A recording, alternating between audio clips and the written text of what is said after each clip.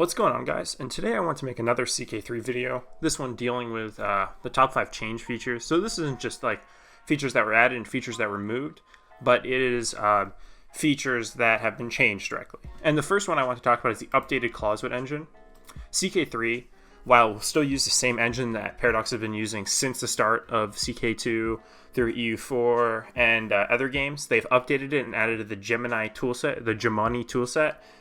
I cannot pronounce that, but basically it is the older engine which they've cobbled together as they put and held together with tape. He said with a new feature updated engine, and so he said he being the game director Heinrich Ferris, I can't pronounce anyone's name, said that this will make the engine just generally more powerful and able to be more directly adapted for things that CK3 will need.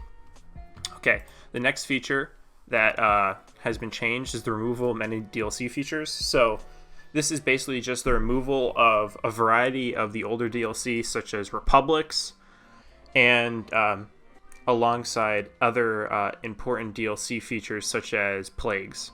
So at the start of CK3, while this may be added in the future, we will be missing a lot of things from Reaper's Due with Plagues, and we will also be missing a variety of things from these other DLCs, which is quite possibly very disappointing, because CK3 is going to be missing some features that were crucial to CK2, such as the government types, plagues, and sun societies. And I know they may be added in the future, but just unfortunate that these will be changed and not in the base game.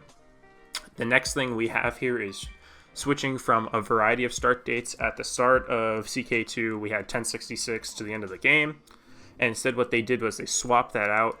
I mean, later on they added a few other DLC start dates and a few other earlier start dates, such as the Old Gods, and which Old Gods will be in, but instead we'll have 2 heavily researched start dates.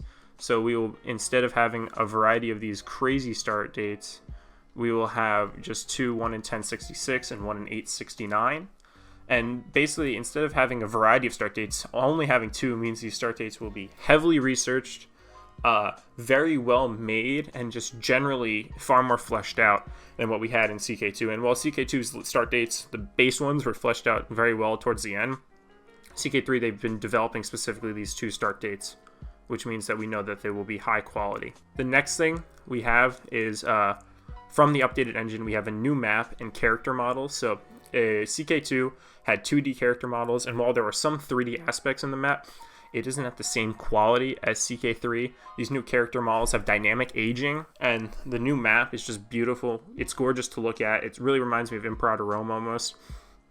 It's very high quality, and that, I feel, is quite important from a new updated game. The game looks like it's new. Even if it's using the same engine, you can see that the updated change in the Clausewit and Clausewit, I don't know how to pronounce it, and additional changes made with heavy coding has made the map look very modern. And finally, the game has been changed to be a little more character based. So there are new, almost focus tree like things, like similar to Skyrim, where the game is far more based around RPG elements, as your character yourself can do far more things with hooks, alongside being able to develop your character the way you want. I know PC Gamer said something about this. They said your character and personality traits will guide your decisions more. If you make a decision that's contrary to your personality, they'll develop stress, etc. And the game is far more of an RPG where you have to stay, and basically once you set a path, it's kind of hard to change because you are really developing your character to who they are,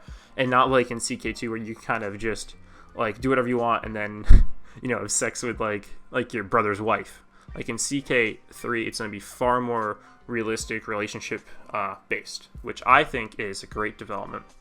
So tell me in the comments what you guys want to see in CK3, and what you're excited for and how you feel about the game. And don't forget to subscribe and like. And yeah, thanks for watching. Peace.